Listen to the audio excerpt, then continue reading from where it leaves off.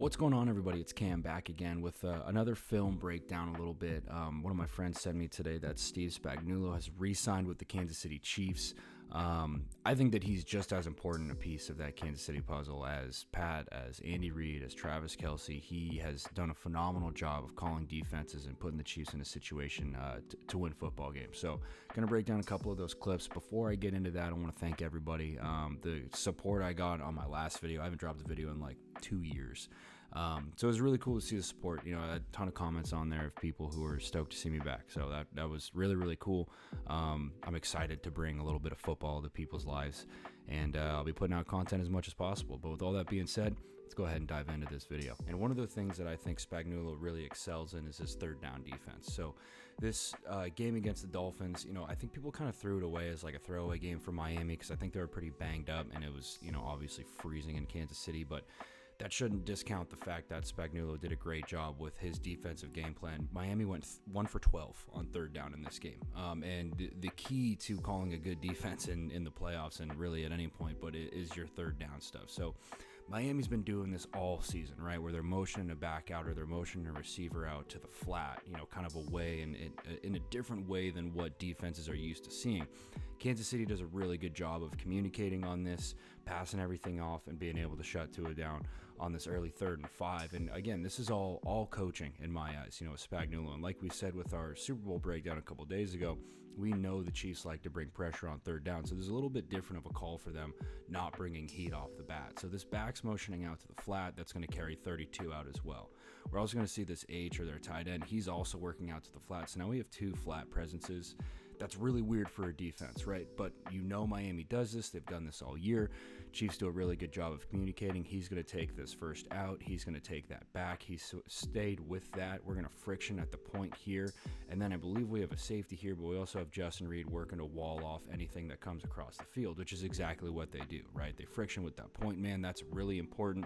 And then they're able to wall off with Justin Reid. And then, like I said, I think they have a safety back here as well. But one thing I want to point out, and as we look through these clips, Spagnuolo does a really good job of taking away your first read, right? He's going to bring pressure and he's going to take away your first read. So obviously Miami with Tua, first read is going to be Tyreek. So off the snap, watch Tua's eyes. They're going to go straight to Tyreek. Boom, right there. He's going to see that Snead's got him locked up, right? Now that's kind of one of the blessings you have with L'Jarius Sneed, is that he's going to be able to take away, you know, a team's best defender, which is exactly what he does there. Ultimately ends up being an interception. But again, great defensive play calling, great technique, great everything from the Chiefs early on in this game. Now this 4th and 2, again, we're going to see this motion to the short side of the field. Not really the short side of the field, but out towards the sideline. Really, that's the biggest thing, is that we're motioning out towards the sideline. Every motion we see in the NFL, you know, as of recently, has been in towards the formation. Now guys are starting to work out. You just got to communicate with it, right? And yes, it's going to put your defense in a pickle, but the communication and understanding the defense, understanding everything that goes into it, that's the key from a defensive perspective and being able to handle that. So we see this motion goes away, right? That's going to bring up this corner right here. He's going to now press on this. And again, what did I say? He takes away your first read every time. Tyreek is the first read every time. 4th down and 2, you want to go to one guy, you want to go here. Chiefs do a really good job of, we have this motion away. Maybe they saw something where they run some sort of pick stuff when they get this, you know, a motion away from a 2-man side, whatever. But they do a really good job of bumping this and pressing this at the line of scrimmage, creating friction. Now Tyreek's got to work over the top. And this is exactly where Tua is looking. But he doesn't have the time to get there, right? That's gummed up. He's not going to be able to get to that in time. So he comes back to the top of this thing, and the Chiefs have this manned up really, really well, right? They have that formation out across. Again, our point man's going to stick with 31. They do a good job of filtering this, and Bolton taking this thing at depth. They just do a good job with their communication. But the biggest thing that I want to point out, like we said before, he likes to pressure on 3rd down. He likes to pressure on 4th down too. In this situation, we're only rushing 2, and then we're going to spy everything with our mic. I just love this little wrinkle. He even checks toward that 2 receiver side to see if he's got anything breaking in. It doesn't, so we're there to spy, and obviously he's there to close on 2 and force a bad pass.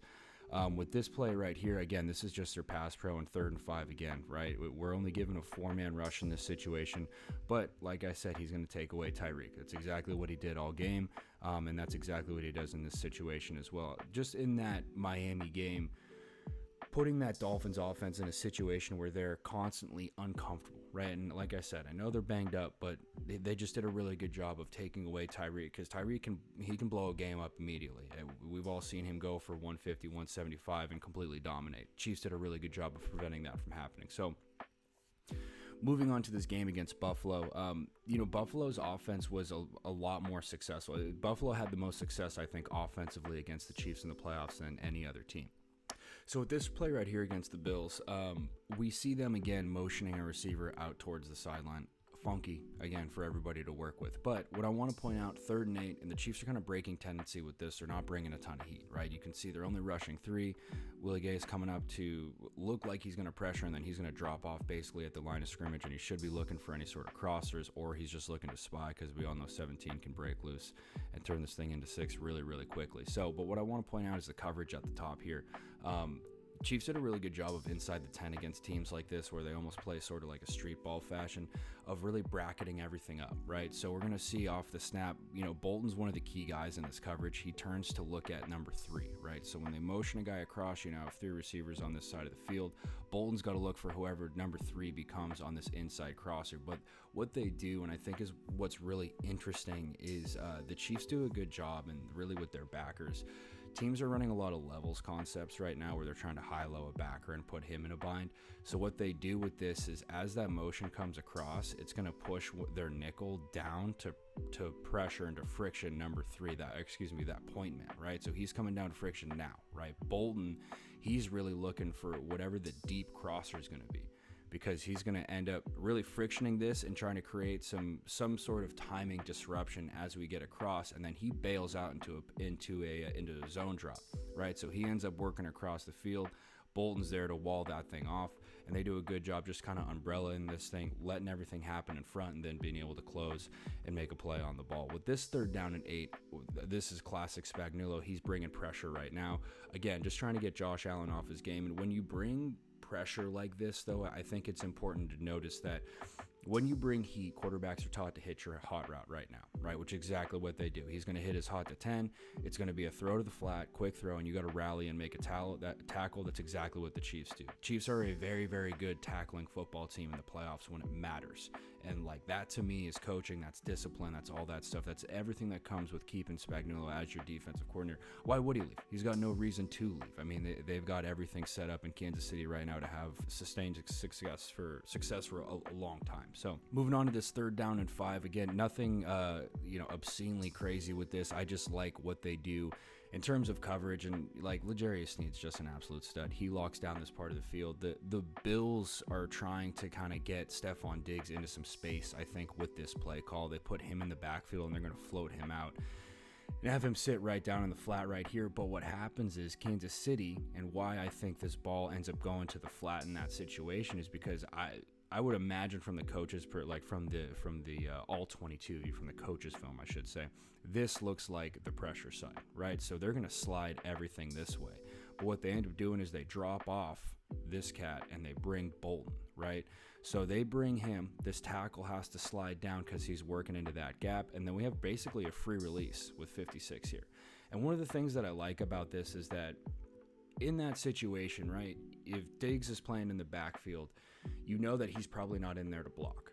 So bring pressure, because they're only going to block with 5, right? And it's going to be on 17 to make everything right. So they give that pressure look. They drop out of it, but they bring pressure away, right? And they bring some sort of funky look away. They still end up rushing 4, and Bolton, really, he's just adding on, and then he's going to drop off in case Josh Allen decides to run with this thing. And we all know Bolton's got some wheels to him, so I think that's a good matchup for them.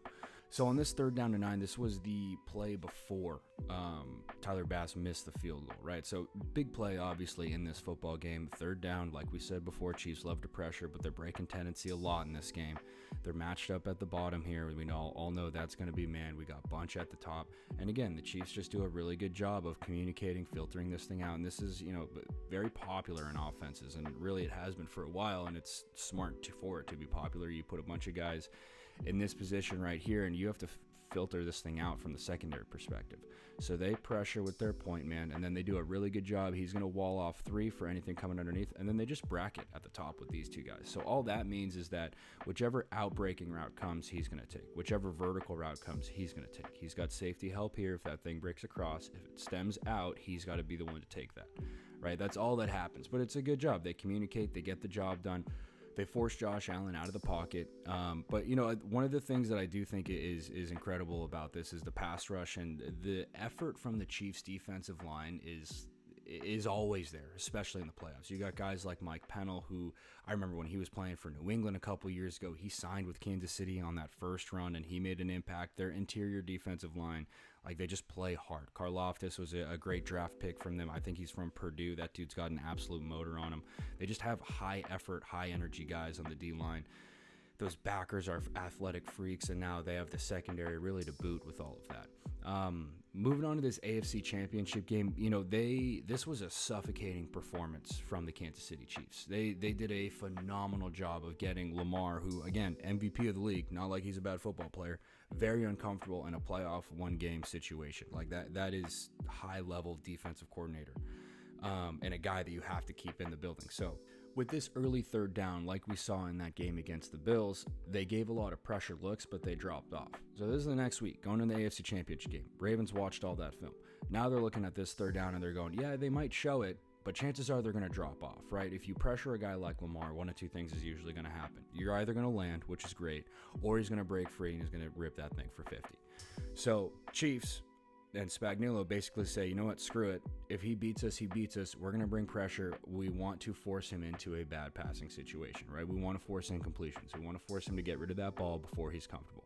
So again, we see this very popular motion where 4 is working out. And like we said before, Spagnuolo loves to take away your number one read. Loves to take away your number one read. So Ravens, I think, did a good job of trying to get the ball and spread the ball out. However, I think when push came to shove, they really kind of locked in on Zay Flowers and weren't able to get him the rock. So with this early third down, right, they bring a ton of pressure, and the Ravens are really just kind of running a levels concept here. I can't remember which one goes deep and which one goes shallow. Yeah, they go deep with Likely, and then they shallow with Aguilar. But what the Chiefs are doing is they're just running straight up man with this, bringing pressure, but they do a good job, like I said, of communicating. So Snead's going to bump out. Now we're taking him at depth. We know we're going to get that shallow crosser, so he's got to close on this thing, which is exactly what he does.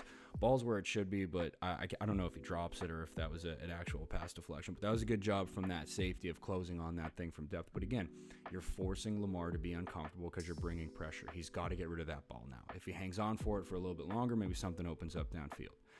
With this play right here, like I said, they take away your number one. So you got Zay Flowers working in motion. He's the first guy Lamar looks to in this situation. Boom, he's looking at Zay Flowers. Zay Flowers is covered up because the Chiefs do a good job of bailing in their zone, but they're also just shored up on the back end. So with this 3rd down and 9 here, pretty crucial down, right? Third quarter, later in the game, Chiefs are going to live and die with their pressure in this situation, right? So as Justin Reed here, this is one of the wrinkles that Spagnuolo does is he likes to pressure from the nickel spot, right? So this is Justin Reed. Everybody knows he's signed with the Chiefs a couple years ago. I think he played in Houston before this, but lined up over number 3, but inside presence. He's going to creep in and then pressure. They work outside with 56. I think he works head up, like right on the play side of the center, and then Justin Reed's able to sneak right in here because that guard's working away, right? They got slide pro. This back is supposed to be the one who's taking Justin Reed. You get Justin Reed on that back. He's able to swipe by, create pressure, create the sack, right? Again, we're creating pressure for Lamar. Get him uncomfortable. Don't let him just sit in one spot and make a throw. Don't let him step up into the pocket and scramble.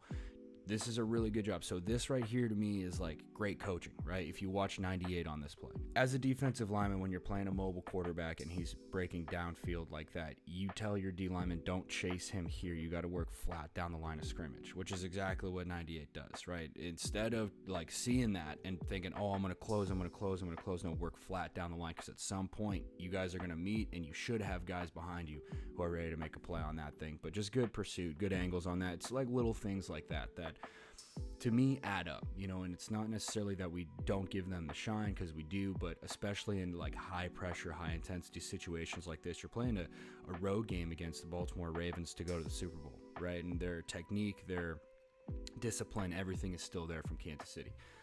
These 2 third downs I showed in my last video, again, this is just Spags just bringing heat when it matters. The 3rd down and 4, Watching this play and having this play be set up, I was very interested to see what was going to go down, because the Niners had been chipping away basically the entire length of the field and they were moving. But if you can prevent offenses from getting into 3rd and 3 or less, right? Make it 3rd and 4, make it 3rd and 5, make it a 3rd down where you aren't comfortable just pounding the rock twice to try and pick up a 1st down, right? So it's 3rd down and 4. I already kind of went over this, but they pressure with their nickel again, just like you saw against Baltimore. Just this time it's 22 instead of 20, okay? He was over the top here. We're going to be manned up. He's pressuring inside. Brock Purdy doesn't see it. We don't flip the protection, whatever the problem is. We don't get there. 22 is able to get in there, get a hand on that thing, prevent a big 3rd down. All right, and with this final 3rd down in overtime, we've talked about this one before, but they got 2 receivers stacked at the top. Both of these guys are running slants. Ayuk wins this rep. This was kind of my big discrepancy with it, is I think Brock should have looked up at the top to begin with. I think he looks down at 15, and because he's having a day, and it's like, why not go to him? Motioning McCaffrey, so you got to communicate. Somebody's got to trail. They end up pressuring interior here. But again, they just do a really good job of creating confusion on the offensive line, creating confusion up front. That's been Spagnuolo's whole thing. Okay, so we have our guard here. I've talked about the protection before, but essentially these 2 guys are working down and the center's popping out for anything on the edge. This guard also thinks that he has to work down, which frees up Chris Jones here. They're also pressuring with this, so as this guard works down, he sees this pressure and he's like, I got to pick that up, right? And this is the tackle, actually, this guard. As this guard works down, he sees this pressure and he's thinking, I got to pick that up.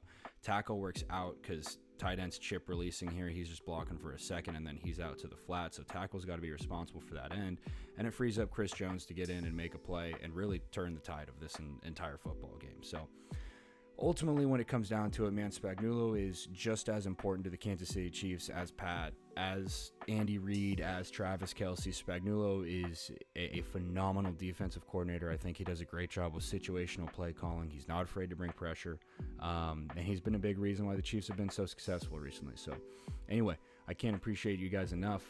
Thank you for all the support on the last video. That was very, very unexpected. But it was really, really cool at the same time. So looking forward to bringing you guys some more content. That's all I got for you today. I'll see you next time.